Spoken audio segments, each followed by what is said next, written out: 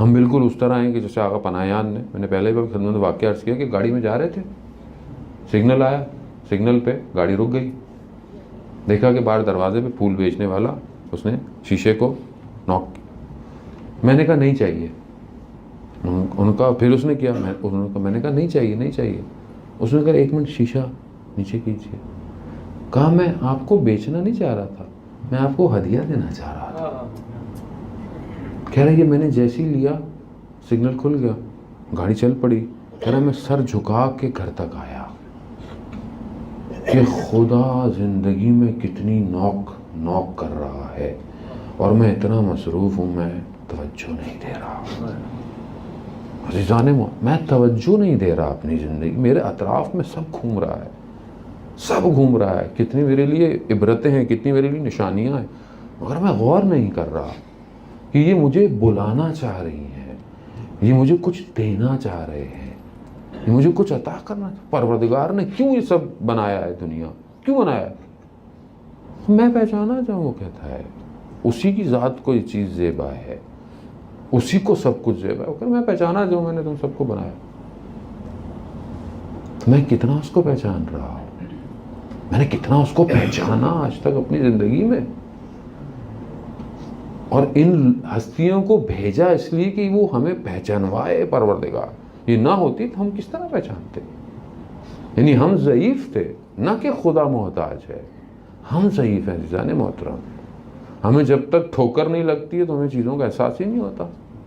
ہماری زندگی چلتی رہے اور کوئی غم نہ آئے، کوئی پریشانی نہ آئے، تو بالکل اس اسٹریٹ ہائی وے پر ہیں کہ جس پر اگر کوئی کرو نہ ہو تو چلانے والے کو نیند آ جاتی ہے۔ ہائی وے کیوں ڈیزائن کیا جاتا ہے کہ تھوڑے کرو ہوں، تھوڑا اپ اینڈ ڈاؤن، نشیب و فراز ہو، تاکہ چلانے والا جاگتا رہے۔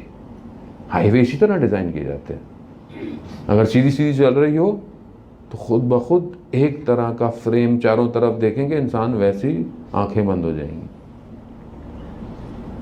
زندگی میں جو میرے غم اور خوشی آ رہی ہے، کبھی کچھ مجھے دیا جا رہا ہے، کبھی کچھ مجھ سے لیا جا رہا ہے، یہ نشیب و فراز ہے زندگی کے، کہ دیکھو غافل نہیں ہو جانا، غفلت میں نہ رہنا۔ غفلت تمہیں حادثہ کروا بیٹھے گی، گر جاؤ گے، تباہ ہو جاؤ گے۔ عزیزان محترم، یہ سب موقع جو ہمیں مل رہے ہیں یا ایام آ رہے ہیں، اس لیے آ رہے ہیں کہ یہ وہ بانسر ہیں کہ ہمیں ایک دم بریک لگانی ہے کہ کہیں خدا نخواستہ میں غلط تو نہیں چل رہا زندگی کے اندر۔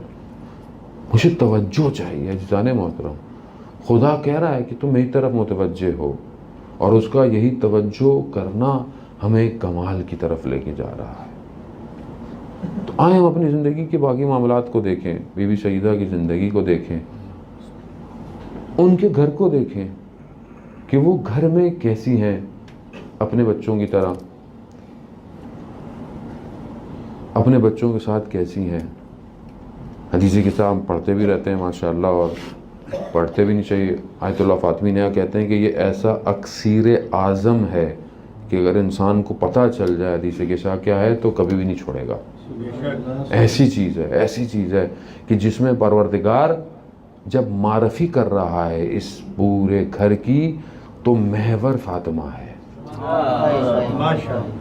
کیا ہے؟ ہم فیہا فاطمہ، پھر والد، پھر شوہر، پھر بچے، ابوہا بالوہا بنوہا، یعنی ہم فیہا فاطمہ۔ یہ فاطمہ ہے کہ یہ جس کا باپ ہے، یہ جس کا شوہر ہے، یہ جس کے بیٹے ہیں، یعنی محور یہی ہے۔